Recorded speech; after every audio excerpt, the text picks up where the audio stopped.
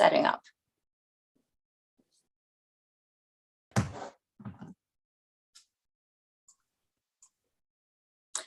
Okay, let's play the intro. Oops.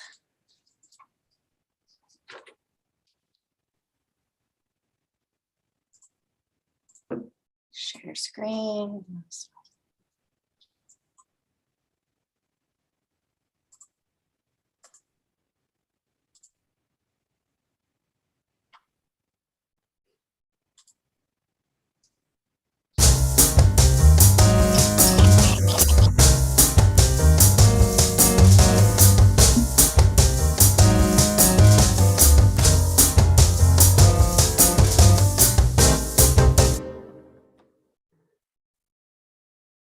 Hi, everybody. It is 8 o'clock Eastern Time, 7 o'clock Central, 6 Pacific, and 5 Pacific, and 6 Mountain, and on a Sunday night. And we are here. We are the Chippy Chicks. We are talking women's hockey. We are talking a whole bunch of other things. So sit down and enjoy the show wherever you are watching, whatever you are watching. The thing is, we've only got an hour to talk women's hockey, so we're not going to cover everything, but we want to sort of give you a little bit of a perspective of the way the sport looks in North America and internationally, and sort of how we think it's going and how we would like it to go. And to start off, what we want to do is we want to talk about our sort of origin story, because with every single sport, every single thing that we do, we always have a reason why we pay attention to it, why we notice it. So we want to go around and maybe start with Danica and talk about how we got to know women's hockey, like what sort of made us notice it. So for me, it was related to writing. I wrote a YA book that I told you guys I'm not publishing. But she is I was like, as I was writing it, and I was like, she's a hockey player and she's the only female in her family. So I was like, wait, is there a women's hockey league? Because I didn't even know. So I looked it up. And when I first wrote the draft in 2010, I don't think there really was one yet, or there was like there was one and it wasn't anymore.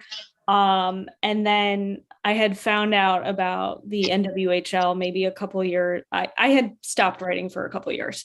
So I kind of didn't watch hockey for a couple of years as well. So when I started getting back into it again, I heard about this women's league and I was like, oh, like that's interesting. I guess if I'm going to pursue that book again, I should add that in. So that's kind of how I came into it. It was weird. It was part of my writing story.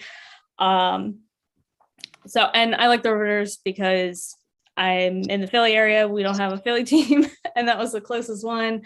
And Kelsey Kolsler played on the team at the time, and she's actually from my area. So I was like, okay, I want to support her because she's like from not that far away from me. So I like that. It's the hometown thing. It's great. It's some of us are part of a group called Hockey with Heart on Facebook, and I remember being really, really excited when she was drafted because the group had a personal special interest in her career and her excitement. So we're really all excited. Yeah. Kelly, do you want to talk about how you got into or sort of became aware of women's hockey? Well, yeah, became aware of is more like it. I have to say right off the start that I don't know a lot about women's hockey, honestly. But I think as a Canadian, maybe I'm more familiar with it than I realized because it's been around for a while here. I remember when women's hockey, of course that ages me, but I remember clearly when women's hockey first joined the Olympics and how exciting that was.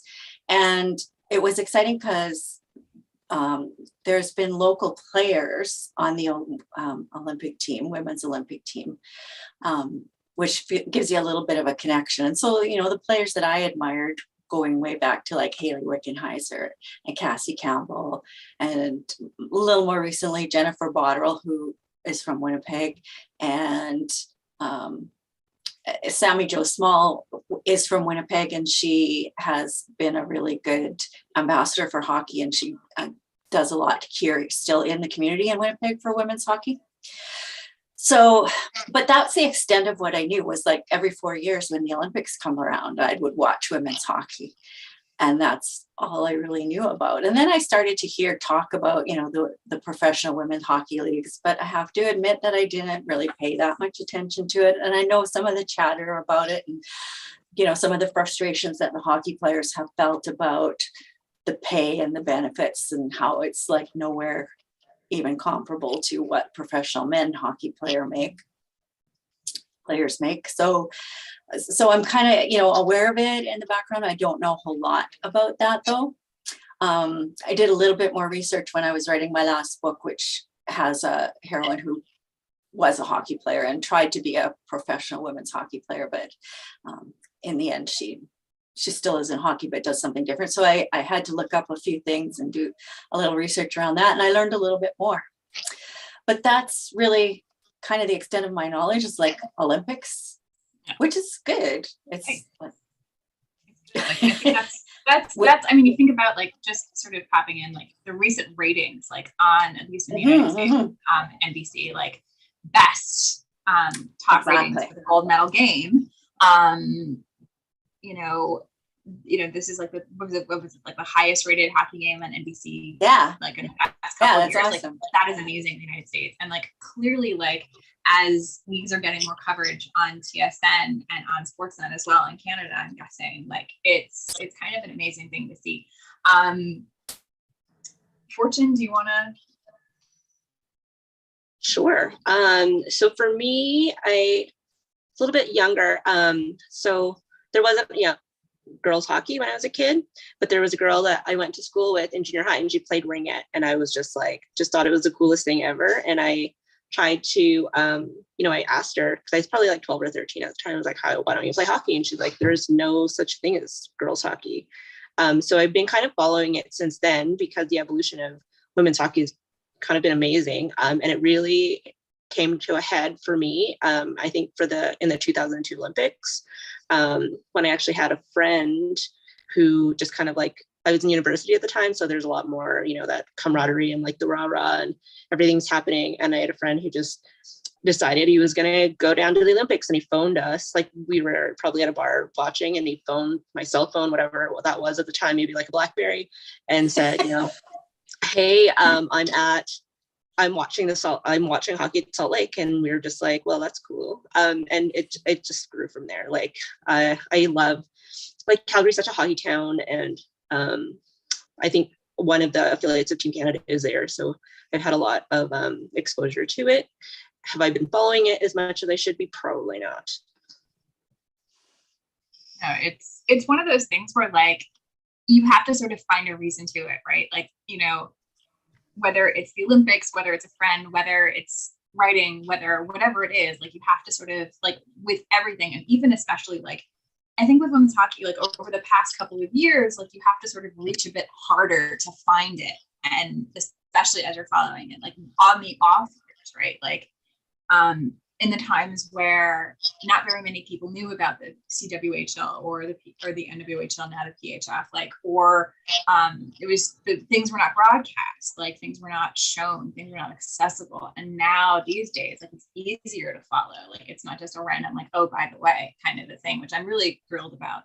Mel, do you want to talk about sort of your experiences getting to know women's hockey? I could just say ditto to everybody else, because I basically would watch the Olympic women's hockey from way back, and like Kelly, because the same. And since I was Japanese, like they had Vicky Tsunohara. So like if you're Japanese, like every Japanese celebrity in Canada. Like, oh, Paul Curry is playing, we have to go see him. Oh, Vicky Tsunohara. So it was like, yeah.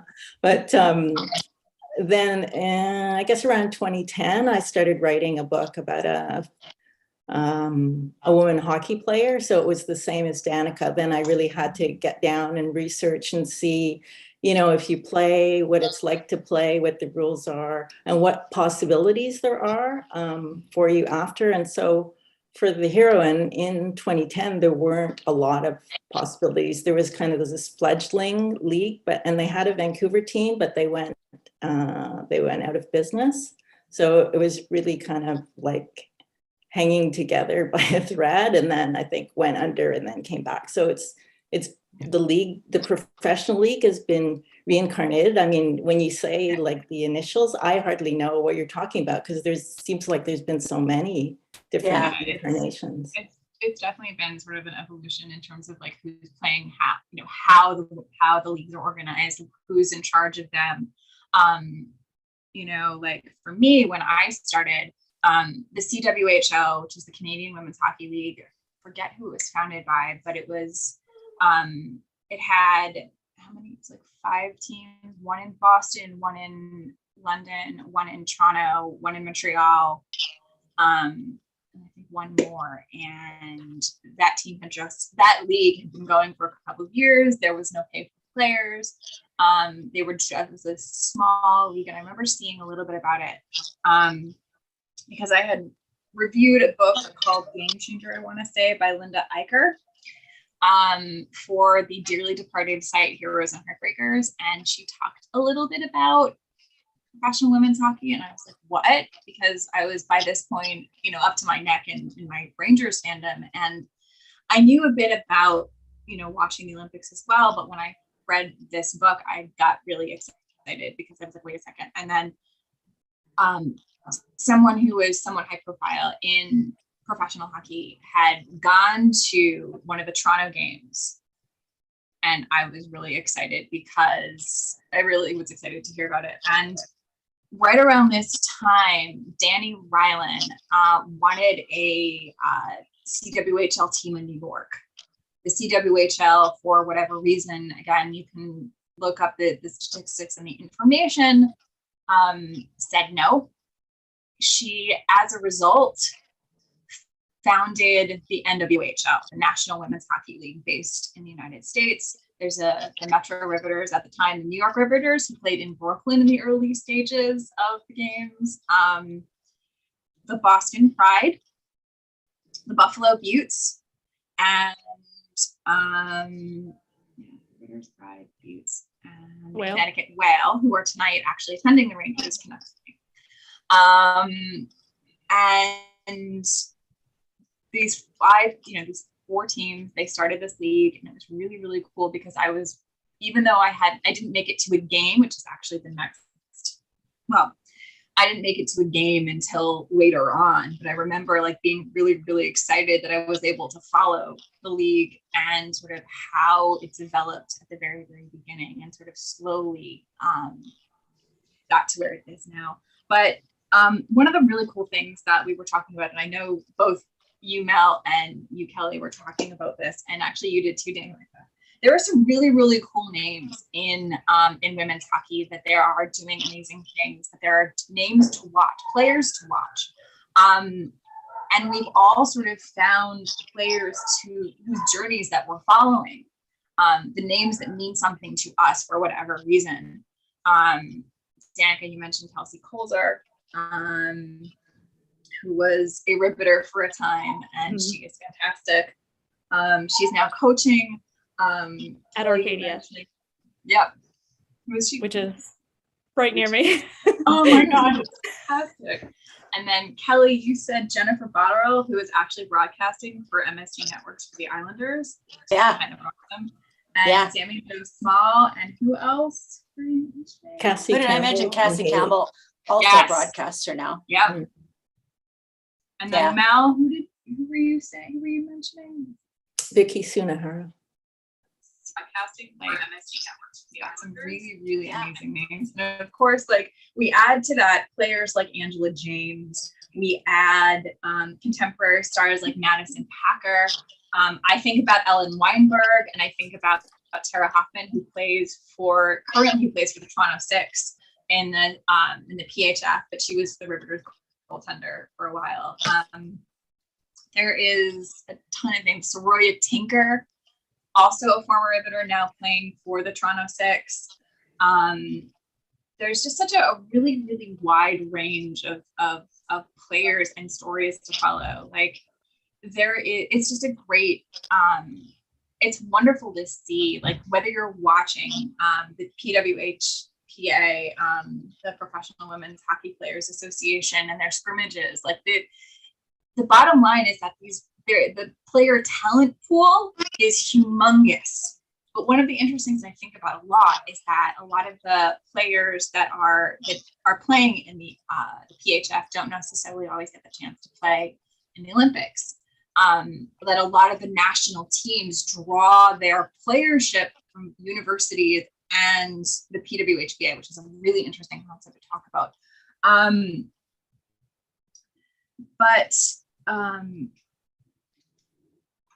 We've kind of like started to talk about where the leap, like how women's hockey has changed since we've started watching it. What are some of the biggest sort of changes that we've seen when we started? Let's go with you, Fortune. Some of the biggest changes. Mm-hmm. Sorry, my notes on my next notes. It's like my favorite player. No, you can. Sorry. Player or so like just echoing Mel and Kelly. Again, like Cassie Capital, Hayley Wickenheiser are, those are some of my favorite hockey journeys. And while I was kind of like brushing up on their bios, I saw this little note. I guess it's not really a footnote, but Hayley Wickenheiser, after she retired, went to the University of Calgary and played CIS hockey. And I was like arguing with my husband about it. I'm like, is that a ringer? Because like, what if it was opposite? What if she went to high school? What if she went to university first? She'd be equally as good. Like, because Sarah Nurse played at Boston, and I think Poulin is at, I think she is the Badger, or maybe Spooner the Badger. But the same thing, like if they played hockey before the Olympics, I think it would have been the same. They would have been the same level, like much better than everybody else, right? But she led the UC to their very first CIS title ever. I don't know if that counts as a ringer. Does that count as a ringer? So I think in Canada, anybody can play. Like, right? Remember that guy that got convicted and went to jail for plotting to kill his coach? And then he got out of jail and played CIS hockey. So I think you can play anytime. As long as you pay your university fees. Yeah. I do, but I do love that, like, it's not just the visibility on the ice. I really love that, these are, like, Cassie Campbell is a household name. I love, it's Amanda Kessler, like, even like last name recognition, like Amanda Kessler plays her, Phil Kessel's sister plays for the US hockey team. Yeah. Or what was it in the last Olympics? I can't remember his name, the Dallas players hockey, the Dallas, his sister was in the Olympics. She was a swimmer. Yeah. And she won. Yeah, so I love, and even Sarah Nurse, her cousin plays for the Edmonton Oilers. Like, I love the name recognition, and I think I love that, that there's all these family connections. I think that's probably like my favorite thing about the exposure that, female athletes are getting, especially in hockey. That went nowhere. I'm so sorry. Okay. No, it's interesting because here's the thing, one of the things I'm thinking about as we're talking is like entry points, right? How do people get interested in hockey? Like, what are the things, is it books? Is it, for us, there's a lot of writing conversations, but also like when we're watching sport, whether we're watching men's hockey or we're watching some other sport, like there will be a reference somewhere sometimes, and that's going to catch someone's attention. Like the fact that like you can now turn on TSN or SportsCenter, ESPN Plus, or Twitch, or whatever platform you're watching, and you can find a professional women's hockey game and be like, I know this person from this place. And it's a controversial conversation because for people who are deeper into the fandom and deeper into the sports fandom, people are really like sensitive about like how people bring them up. But I think sometimes when you're talking about entry points, like how people get interested into something, like you need to make a connection somewhere, whether it's because you're a hockey fan or whether because you've seen this person's sibling somewhere else. It's like, oh, okay, I know where they came from. Like one of the names that I think of, like when we were talking about the early history of women's hockey, like the first time they showed up in the Olympics, one of the names that comes into my head is Ellen Weinberg. And of course, like Ellen Weinberg these days isn't necessarily known so much as one of the pioneering players in the US team. No, she's known for being the mother of three really talented siblings. One plays for Vancouver and the other two are going to play for New Jersey, like the Hughes boys, like that. She is the mother of the three Hughes boys. And like, but that's recognition, right? Angela James is involved with the Toronto Six. Like she's a Hall of Famer, but how do you know her now? You know her as a coach, right? You know her as an assistant coach. You know her as someone like, they did a video when, oh God, I forget her name. Iafallo, when she was playing for the Buffalo Buttes and the LA Kings did a video with the two Iafallo siblings to sort of promote both their teams and the game. And it's wonderful to see. Like, I know, especially for people who haven't been exposed to women's hockey before, who haven't been exposed to like the degree of the sport before. It's Juliana Iafallo, that's her name. Sorry, my brain is like all over the place, but like, again, it's the name recognition, right? It's that sort of idea where's that entry point? Where do you find it? Is it what were you saying before? Amazing Race, right? Or like you're skating with the stars, like where do you, or even like as we'll see other places, some game shows, as we'll see later on. But like, it's access point. It's the way that things have changed. Like, Danica, how has women's hockey changed since you've been watching it? So I completely forgot that I used to report on women's hockey. Just forgot about that. So when I think you guys know that I did sports journalism for a little bit. I just worked on the sports desk. I wasn't really like out in the field. But when I was in college, I was like, well, I like hockey, want to write hockey. And he's like, well, I do the men's team, so you have to cover the women's team. And I'm like, we have a women's team. And I went to state school, so it's club hockey. It's not like Division I or anything like special like that. But I still was like, well, I hated writing about soccer, so I'm going to do it. And I told this story to one of my readers who is a hockey mom, and she like laughed. And I was like, oh, I couldn't find what rink they were at. And like, there's like 4 rinks in where they played, and I saw like all the Westchester University moms, and I was like, that's where I think I need to go. And I asked them, I was like, oh, like are you guys here like for the women's hockey team? And they were like, yeah, can you skate? And I was like, no, I can't. I'm here to report on it.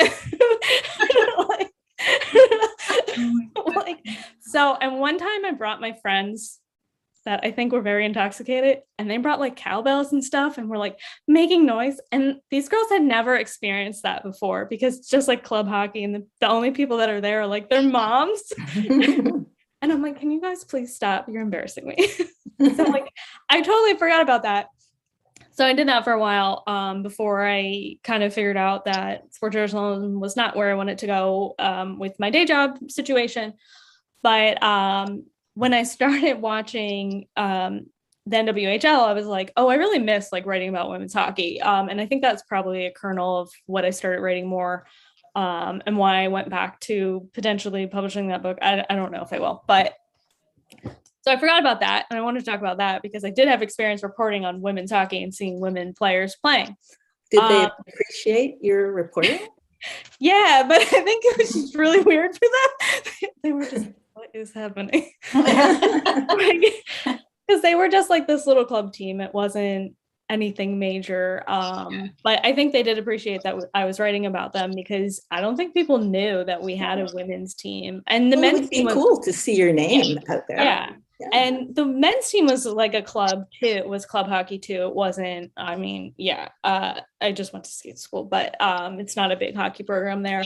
But yeah, I thought it was fun to do that, and I really liked doing that. In terms of it changing, I got an edit letter back, and I had to change the name of the league because they decided a week before I got my edit letter back to change the whole league name. So that happened to me, and I had to email my editor to be like, hey, like, what do you think I should do? Like, should I just keep it as is? Do I change it? Do I call it something else? And they were like, oh, do you say NHL? Because if you do say NHL, maybe you should say PHF. And like, I'm like, it's an easy fix. It's fine. It's not written in the first two books. And they were like, okay, let's go with that. But it was just like, oh my God, I wrote this book and it's not a major part in that book, but it shows up in the later books. And I was like, oh my God, like this affected my writing. They just had to change the name. I think like the name change was weird. Like I was like, why? And like they brought their reasonings about wanting to be inclusive, and not strictly say it's a women's league, which I get that, but I feel like it definitely kind of hindered them a little bit because they had all these years of being the NWHL. And now people are like, I don't know what the PHF is. Like, what is that? The other day, I think it was yesterday, I saw an article where it was a very good article, but they called it the wrong league name. They called it like the Premier Hockey League or something. Like that's not the name of the league, and that's an easy copy editor like issue that should have been fixed before an article went out. But so I think there's a lot of confusion with the name change. Oh yeah, and our commissioner left again. Yeah. So what is going on? I think the head of the players union. Yeah. So that's like that makes me feel like really nervous about the state of the league. I think it's great that they're giving them more money. That's awesome. It's still not to the point like they're still so like early and fledgling to the point that they're not going to be getting the same pay as the NHLers, which is unfortunate. And I wish that wasn't the case. The one thing that does bother me when you watch the game, they're like, oh, they're this like crazy microbiologist like by day and they play hockey by night. And it's like, I know you're trying to make this sound good, but this sounds actually like terrible. Like, it sounds exhausting. Yeah. Like, I'm like, I don't want to do it. Although that was the Olympics too. Like, you know, she's like a neurosurgeon by day and a skier by night. You know? Yeah. It's like, yeah, that's great, but that's also not good.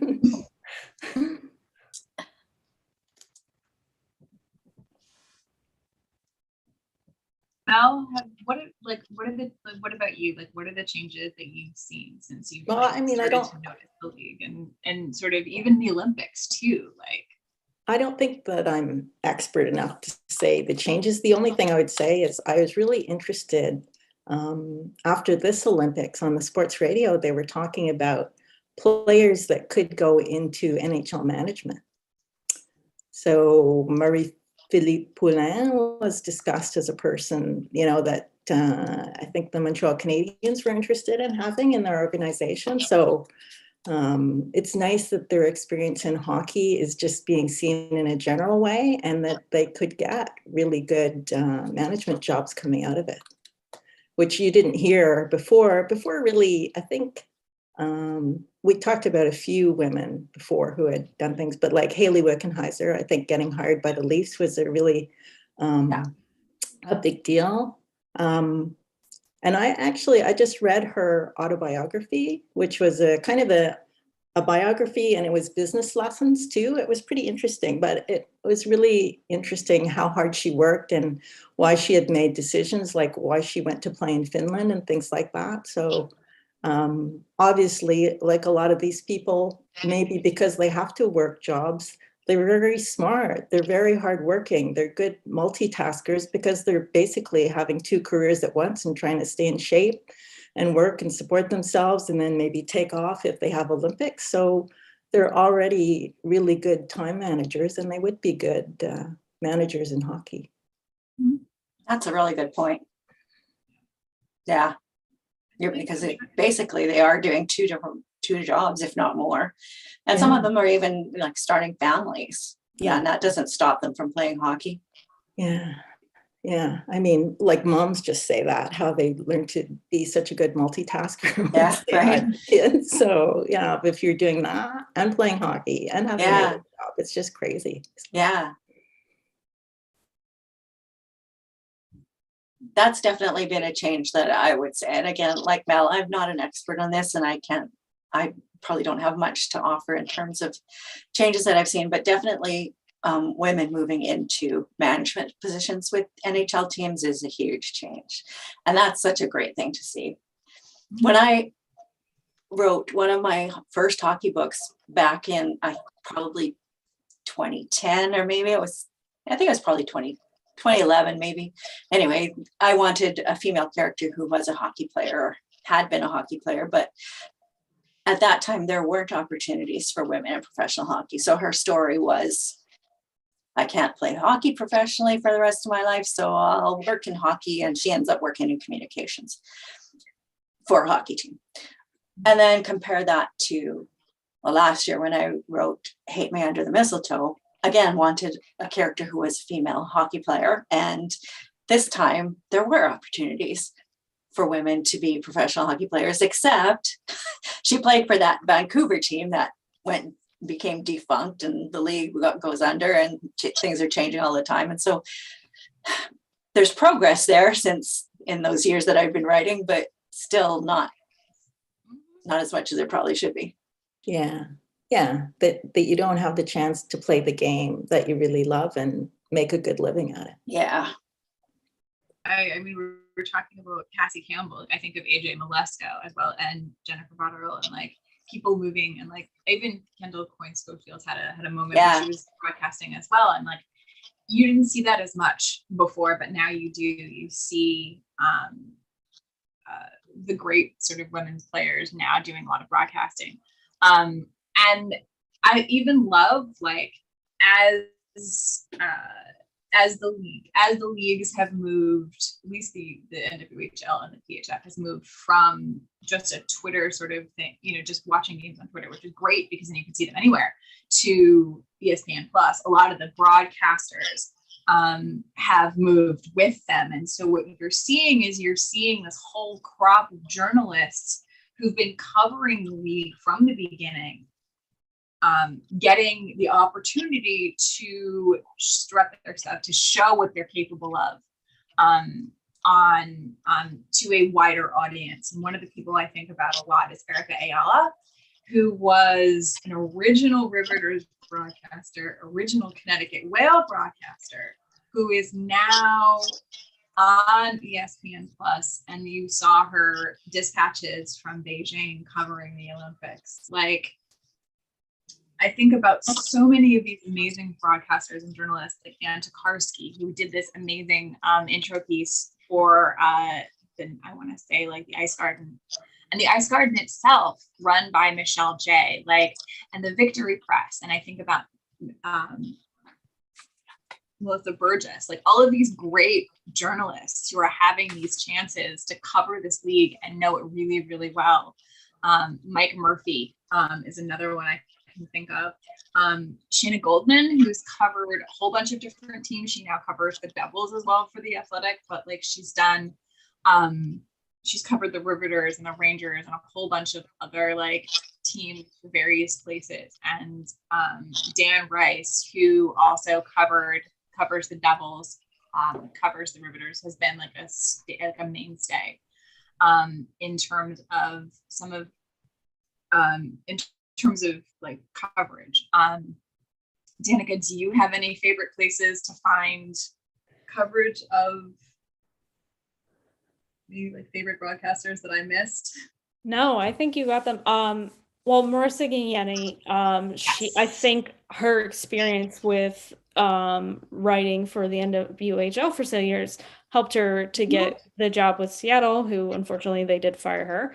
But she's with the Athletic now, so she like she's had opportunities, and I definitely think how like obviously her work with the women's hockey teams definitely helped. That's the only other one I can think of But yeah, Erica, yeah, I love seeing her and seeing like the growth of all of these reporters and seeing them really grow in their careers has been great.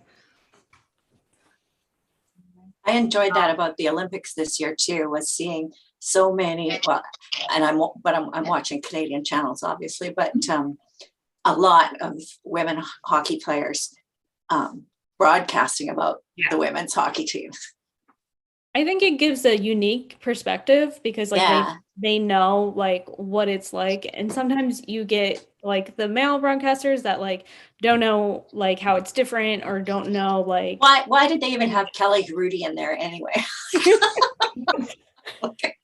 I mean, I feel the same way when I watch like the national broadcast of like a Flyers game, and I'm like, I don't care where is JJ. Like I'm not like I'm used to my guys. So I can do that, I think sometimes. I remember it's when I think about broadcasters too. Like I remember I want to say like the first virtual draft that the PHF did when they were the NWHL, and who got involved. And they got a whole bunch of people, and one of them was Kenny Albert. So like if I see him covering a game, I will be very happy. You know, I like his heart is in the right place and his voice is in the right place. So it's kind of really cool to watch him too. Are we like? Am I missing any journalists? Am I missing like really trusted sources for? I don't think so. I don't know. I don't think so. You're the expert. I think you're the expert. Like I know a lot, but I think you know way more than I do. Yeah. So we've talked about players, we've talked about our favorite players, we've talked about the journey of the league at this point. So here's my next question, because as we're building a world, as we're building this story, the next question becomes, what next? Where is it going? Where would we like to see it go? And this is like, no matter what you know or don't know, like it's important. It's something to think about, right? Like here we are now. Where's the next step? Is it expansion of leagues? Is it tying things together? Is it sky's the limit? We'll start with you, Mel. Well, I mean, I don't know all the politics, but I just think it would be a lot easier if there was like one league, you know, and not all the changes they have all the time. Like Danica talked about the names, and I was just listening to 32 Thoughts, and they had interviewed Alex Sinatra, and I thought, wow, she sounds great. She's a smart cookie, and this is really interesting. Everything she's saying, it sounds like she's going to really represent the players well. But then apparently she said things in that podcast that a lot of people didn't like, and next thing you know, she was out. So I thought, wow, it just seems to be like a very political atmosphere. Like I don't know anything about it. I'm just saying my impressions as somebody who's quite removed but interested in hockey. It just seems that there's always political things going on, which to me gets in the way of recognition. Fortune? Yeah, in terms of like, where do we go now? It's hard to say, because before there's expansion, there needs to be like exposure. And I think we're very far removed from like having more than one league, or I think they just need to take what we have right now and grow that, and, you know, put money into that, and, you know, like really foster. It's obviously very niche. So that needs to be fostered, that needs to be grown, that needs to be shown to the world. Like we didn't talk, I don't know about you guys, but you know, it was like listening to a broken record, you know, in the Olympics, that, you know, women's hockey isn't competitive, so why is it even here? It's like, you know, ski ballet was in the Olympics before women's hockey even was. Do you know what I mean? Like, and the only reason it's not competitive is because, you know, it's concentrated in the US and in Canada, and that it's not like men's hockey wasn't like that before. If the NHL players weren't there or were there this year, they'd say the same thing about the men's hockey league. It's just that the talent pool of players are here. And you guys mentioned how the women's hockey players were a lot more, they had a lot more they were doing a lot more than just playing hockey. So a lot of the teams, the players on the teams that played in Canada, the US, like if you look up their bios, they all played NCAA, which a lot of men's hockey players. So for them, maybe that's their, that's where the exposure is, because that's where the talent pool is. And it's okay to, you know, that's just like in football, like it's something that's very structured, and maybe that's where we, you know, glow up women's hockey. Maybe that's the arena. Do you know what I mean? Interesting to think about. Like, one of the things, like in that regard, like one of the things I think about is that this year Finland won the gold for the first time, right, in men's hockey. And they talked about, and on the women's side, they talked about like Japan being really competitive for the first time in a long time, which I love to see. Like, I love to see like the different sort of like countries that have grown in, I want to say, like talent pool and player pool. Like quite a number of years ago, I wrote an article for the Ice Garden about, of all things, a Japanese reality show called Terrace House. And Terrace House, of course, traditional reality series, bunch of people and roommates in a house living together, finding love, fame, or both. One of the stories that I found in that series was of a women's hockey player who actually tried out for the Connecticut Whale this year. But and it was interesting to see, because like I loved like that sort of peek of insight into how women's hockey works in Japan, and like how the teams work and how everything works. And like it's interesting because the Japanese goaltender was actually a riveter, Nana Fujimoto. Brilliant, like wonderful. And like Alina Muller on Switzerland, like there are, like I think she plays for Northeastern, I want to say. Like there are more instances of these players. But yeah, like going back to the talent pool, like, you know, playing in the NCAA, like it's a really, really interesting sort of thing. And I love watching sort of the progress of all of things as it goes. Kelly, sky's the limit. What next? I have no idea. Like I just don't know enough about it, and I don't know what the solutions are to moving forward, which like I'm super interested in the business of hockey when it comes to the NHL. Like I read a lot about that, and I like incorporating some of that stuff into my books, but I don't know enough about the women's hockey, and I don't know. I just don't know. Do we think, like, because this is a conversation that happens a lot, like, do we think that like involvement with the NHL is a good thing, or do we think it's something that is not a good thing? It kind of worked for the NBA, I guess. Yeah. Again, I don't know. Well, in terms of, I actually had this note because, you know, like the WNBA I don't think they would be big enough to have their own, I don't know how it works if they just didn't have enough draw for their own All-Star game, but I love having the All-Star games combined. And I think that's so much fun.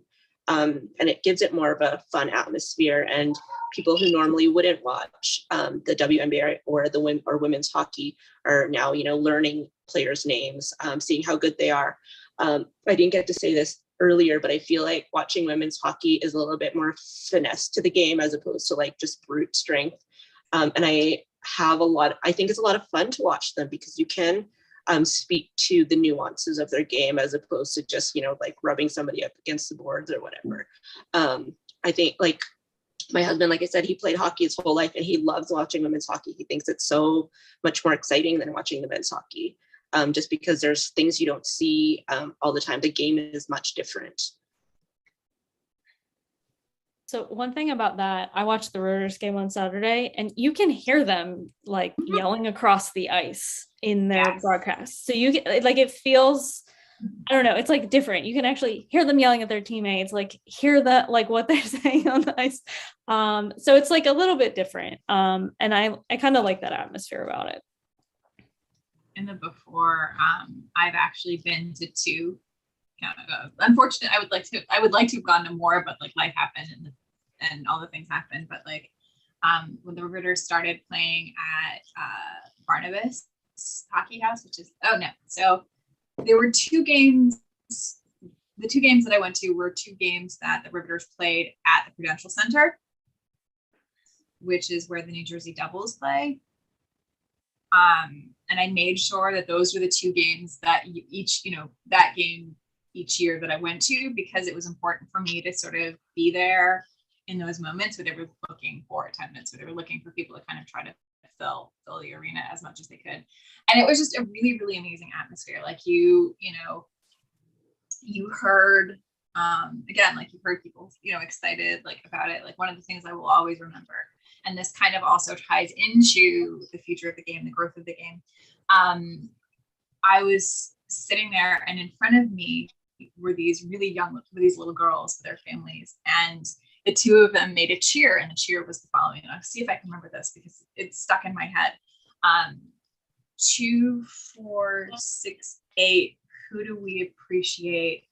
Not the king, not the queen, but our favorite hockey team. Go Riveters! And the joy on their faces was just fantastic.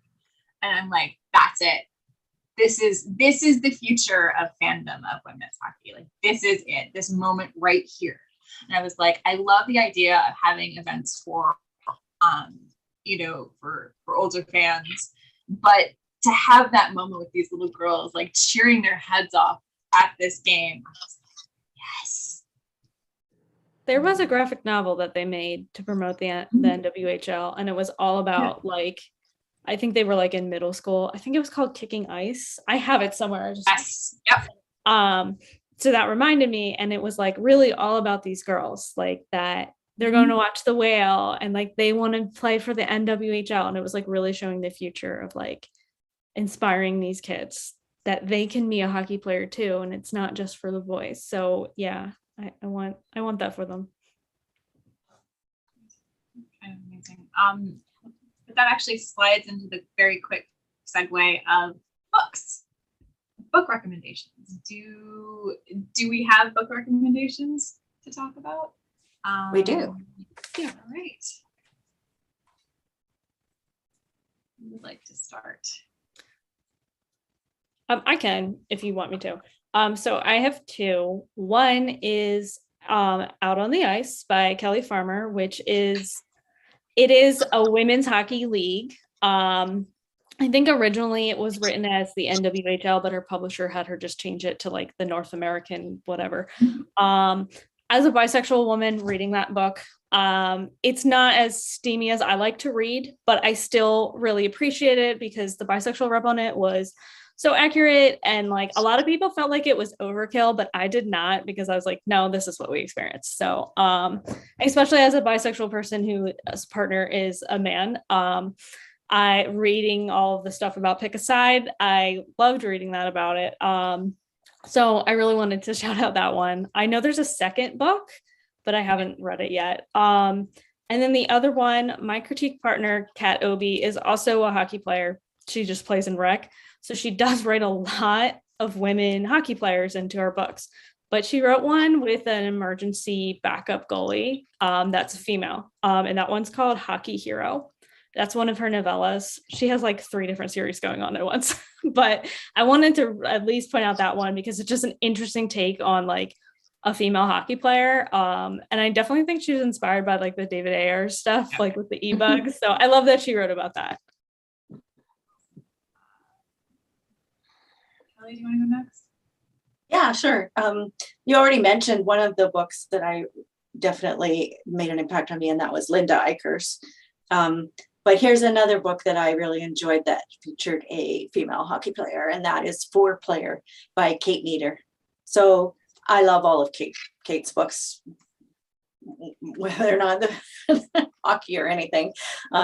But this was a really good one where the main female character is trying to make it to the National Olympic women's hockey team. And I really, really enjoyed it.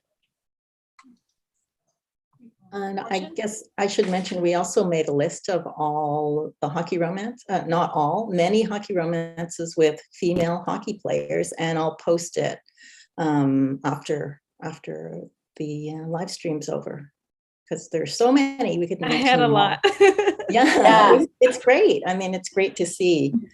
And then for me, I am recommending Serena Bowen's Bombshells, which is a pretty new book, and it's about sort of what Stacey was talking about, a female team that's coming under the auspices of the male team. So it's the Brooklyn. Yeah, I think she set that Bruisers? up in the book beforehand. I think she had like started to set that up with I think the owner of the team, who I love his book. Like that's my favorite one. Oh, you like that? The Brooklyn Air? Yeah. Yeah. Yeah, I like that one a lot. And then the one with Jason Castro is also a fave of mine. The heroine is like amazing in that one. I mean, Serena is really good at, the camaraderie with the team and with women and everything. It's really good. And I think she's got her second Bombshells book is coming out in the middle of March, I think. Yeah, I think there's a lot. I picked the wrong date to release one. There's a lot coming out. Well, I mean, I think we should shout out our resident person who has a new book with a female character coming out. Yeah. You want to talk about it? Yeah, so I felt like it didn't really count because she's not really playing hockey again until like the epilogue, but part of the arc is that she had a concussion in college at university, and she hasn't been back on the ice in a while. The reason why it's brought up is that she has to go back to Canada to get stuff from her ex because her ex is a little nutty. And she's like, oh, I just have like my hockey stuff and like my skates. I guess I want my skates. And like, he didn't know that she was a hockey player. And she's like, I'm Canadian. Yes. Like, like my brother's a hockey player. What did you expect? And like, he gets her back on the ice and like, he helps her like start to train to be back in the hockey form. And like, he wants her to play for the like league, and she's like, no, I just want to do like beer league, like it's fine. But that's like a through line that I'm doing in the whole series. But yeah, there's a lot of people that are like, you should not be playing beer league, and she's like, it's fine. Like, but and that's Against the Boards. It comes out on Tuesday. Yay. Yes. Hey. Yay. Yeah, I know. I will also mention on the list, Kelly, Danica, Stacey, everybody. Fortune has written books with women hockey players. So, but Fortune is thinking about it now. So there you go. I'm super inspired now, just like doing all the research. And I was like, oh, I want to do this. And I do have a proposal that I have to get done. So that might be something I do. And Stacey was supposed to send me her proposal today, which she hasn't yet. To read. Anybody who knows Alicia, ice is coming. And I feel like just after doing all this research and after the Olympics, I was like, I think for me, as long as if there's a female hockey player lead, I'm in. Like that's a one click now for me. Like totally. I love it. Like it's a one click for me too. Like I love to see the female like with the like playing in the league, like not in the, like playing or like involved in like some sort of management position in like the team. I like that. Like I love it. How do you guys feel about when a female player is trying to play in the NHL, which seems to happen in quite a few books? Yeah, there's been a couple. I feel like I don't know. I feel like it's not as realistic because it just like doesn't really happen. So I do have to extend just like belief a little bit. Yeah. So like, Yeah. okay. So for a lot of reasons, because of Men All Him especially, but like for a lot of different reasons, I can see a goaltender making the jump.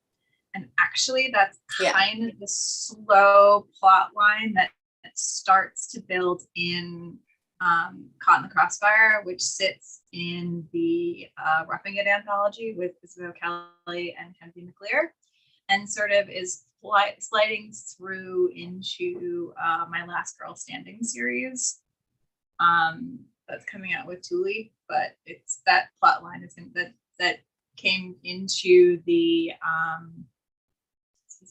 into Friendships and Festivals. There's a little bit of a plot line there, and it's going to slide into the Last Girl Standing series, and it's going to resolve itself. It's going to be a really interesting one because Caught in the Crossfire was inspired by Linda Cohen, who is currently a broadcaster for ESPN, but is also a goaltender. She participated in the Panthers tryouts for an emergency backup goaltender, and I thought that was an amazing thing, even though she did not make it. I was extremely thrilled and threw it in the back of my head, and then wrote Caught in the Crossfire as inspired by that story. Speaking of reporters and games and all of these wonderful things, why don't we close out this week with the amazing pictures of game day and other attire? Oh yeah. Do we have any comments? No, we don't. I've been keeping an eye. No comments. Okay. Yeah, I just wanted to check. I see. Oh wait, one sec. Kate Willoughby's on there, so if you guys all want to say hi, she did. Shout out and say hi. Oh, I didn't see that. Yeah. Oh yes, there it is. Okay. Yeah, this one wasn't great, like quality, but it was a still from a video that Mel had sent me. Because we just love that jacket. It's not as boring as the NHL players sometimes. I was surprised how many of the women had high heels on, coming in, like watching that video. Oh, yay. Good for them. Oh, right. I'm talking to the shoe fetish herself, Kelly Jamieson. Yeah, so this month, since we were talking about women's hockey, I had asked the question like, oh, do we want to do normal men's, or do we want to do just like, do we want to do a mix, or like, what do we want to do? And we're like, let's just make it about the women this month. So we did that. And one thing I did want to point out, and Stacey and I both wanted to include, was the Black Rosie jerseys. This is the designer. I can't remember her. Jordan Dabney. Okay. Yeah. So fun fact, Jordan Dabney is one of the many artists who've been drawing amazing things, generally speaking, for art in general. And I was very, very lucky. She designed swag for me for History of Us. So if anybody got a sticker for History of Us, the dreidel sticker that she made, that was one of hers. And so when I saw the picture of her and Madison Park Packer wearing the jerseys, I just about lost it. So I'm really, really excited that A, they have these jerseys, and B, they were designed by Jordan. So mazel tov, Jordan, you were fantastic. Nice. Yeah, they looked great. Okay, so my picture is at the bottom left, and that is Jocelyn. I do not know Jocelyn at all, but I found this on Twitter. This was actually a couple of months ago, but I knew we were going to be doing this women's hockey episode. So I saved this picture of her. Her mom posted it to Sarah Sivian for her best dress list. Would like to be considered for that. And I just loved it. Look at her. Look at that style. Look at the leather skirt and the little booties. Nice to see her rocking a skirt. There should be absolutely skirts, I think. Yeah. Right. I just love it. Good for Jocelyn. And this photo, the Riveters had just tweeted it. I think I grabbed it from their Facebook. When it was like the first game that they've played like on home ice in like a long time. So it's like being in New York. They have to bring their bags, eh? Yeah. Oh. This was a bigger photo, but I couldn't really fit it. And it's a lot of the Canadian women's hockey players when they were on Family Feud. We got the Sarah Nurse there. So in the middle. Yay. They're everywhere. Family Feud Canada, that skating show, Amazing Grace. Yeah. Entry points. Yeah. Like, where do we see these people? How do we get to know them? Answer all of the amazing entry points. We are meeting next time. When? What date? March 20th. March 20th. Yeah. Same time, I would assume. Same time, same place. Great. And I'll post that list so everybody can read some women hockey players. Yeah, we've got a great list. So it was too many to talk about, but yeah, we'll post it for you. So thanks everybody who came and joined us tonight. We have so much fun talking about hockey. All ready? Alrighty, let's say goodnight. And Bye. play us out.